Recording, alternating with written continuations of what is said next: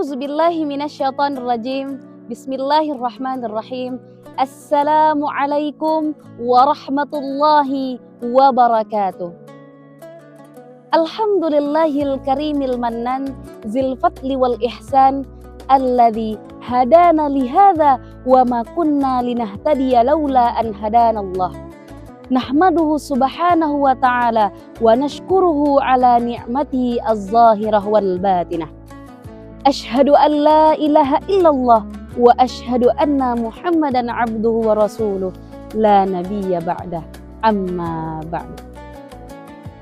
Bersyukur kita kepada Allah Subhanahu wa ta'ala, hingga detik ini masih Allah perkenankan kita menjadi bagian hamba-hambanya yang beriman. Di antara hamba-hambanya yang beriman itu, alhamdulillah masih Allah perkenankan kita untuk merasakan nikmatnya siam Ramadan, terkhusus pada tahun 1447 Hijriah ini. Semoga amal ibadah kita, puasa kita mendapatkan penerimaan terbaik di sisi Allah Subhanahu wa ta'ala. Amin, amin ya rabbal alamin. Hadirin rahimakumullah.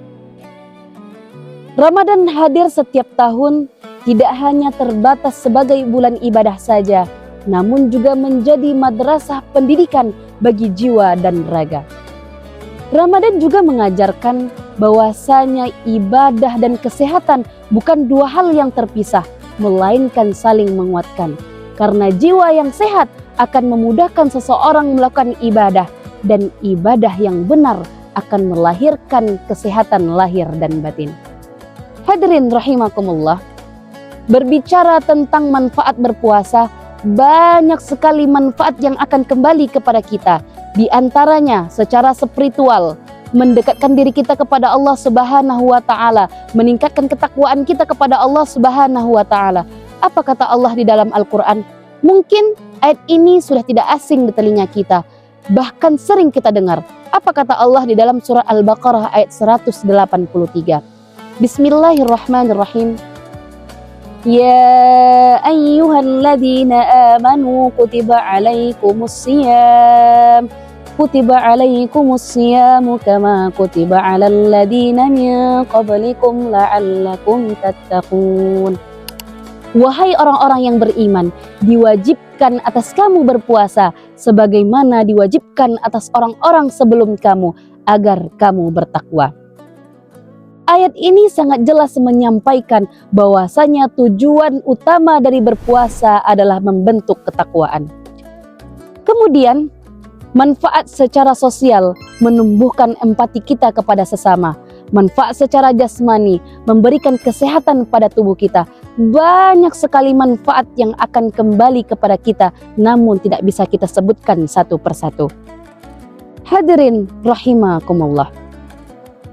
Rasulullah SAW juga menjadikan puasa sebagai sarana untuk menjaga kesehatan. Ada ungkapan mengatakan, sumu wa tasihhu, berpuasalah niscaya kalian akan sehat. Al-ma'idatu kulli da'in, bahwasanya sarang penyakit itu ada pada lambung. Mungkin melewati hari-hari pertama di bulan suci Ramadan, kita atau bahkan sebagian dari kita merasakan yang namanya lelah, mual, pusing, tidak berdaya. Namun yang perlu kita ketahui bahwasanya kita berada pada fase pembersihan. Pada fase ini, kecerdasan autofagi kita sedang berada pada puncaknya, membunuh sel-sel yang rusak, membakar lemak beracun yang ada di kedalaman tubuh kita. Namun bersama dengan itu, rasakanlah rahmat Allah yang sedang turun. Apa kata Allah Subhanahu wa ta'ala di dalam surat Al-A'raf? Wa rahmati wasi'at kulli syai', bahwasanya rahmatku meliputi segala sesuatu. Dan rahmat ini sedang mengalir di dalam aliran darah kita, sedang mengusir segala penyakit yang ada di dalam raga kita. Maka nikmatilah rasa lelah ini, karena kita sedang dilahirkan kembali. Hadirin rahimakumullah. Puasa tidak hanya sebagai ibadah yang besar pahalanya, karena yang kita tahu bahwasanya Ramadan menjadi tempat penghapusnya dosa, diijabahnya doa, dibukakannya pintu surga, ditutupnya pintu neraka. Namun di sisi lain, banyak sekali kebaikan, bahkan kesehatan yang akan kembali kepada kita.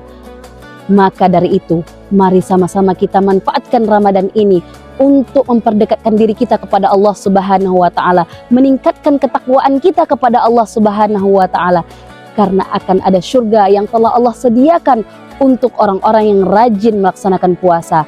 Mereka akan diperkenankan masuk dari bab Ar-Rayyan, yaitu tempat orang-orang yang rajin melaksanakan puasa. Sebelum saya tutup, saya akan menyampaikan ungkapan dari Imam Hasan di dalam kitab Ayyuhal Walad yang ditulis oleh Imam Al-Ghazali. Apa kata beliau? Thalabul jannah bila amalin zanbun minadz-dzunub. Jangan sampai kita menjadi hamba Allah Subhanahu wa taala yang mengharapkan belas kasih Allah, mengharapkan surga Allah Subhanahu wa taala, tetapi tidak menaati perintah Allah, terutama berpuasa di bulan suci Ramadan. Maka dari itu, semoga kita menjadi salah satu orang-orang yang beruntung yang masih Allah perkenankan untuk merasakan nikmatnya siam Ramadan yang akan datang. Mungkin sekian dari saya. Wassalamualaikum warahmatullahi wabarakatuh.